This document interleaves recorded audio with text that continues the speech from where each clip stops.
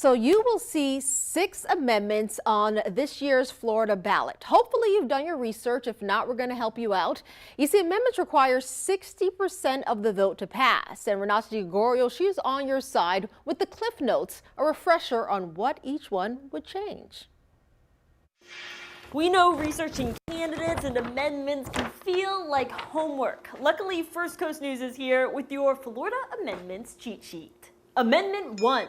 Who can vote?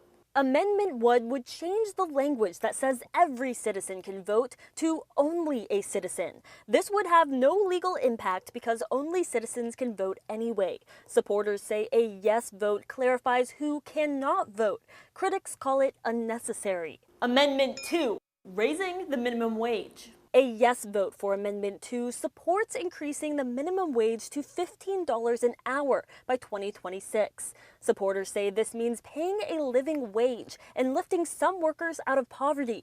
Critics say it would raise prices on consumers and put pressure on business owners. Amendment 3.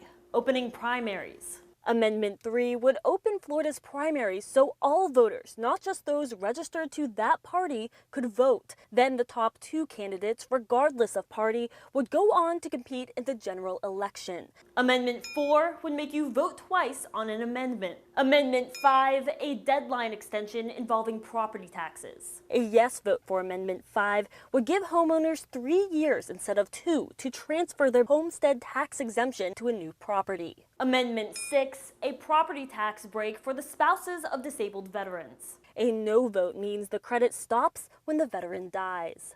Want to know more? Head over to firstcoastnews.com. I'm Renata Gregorio, First Coast News, on your side.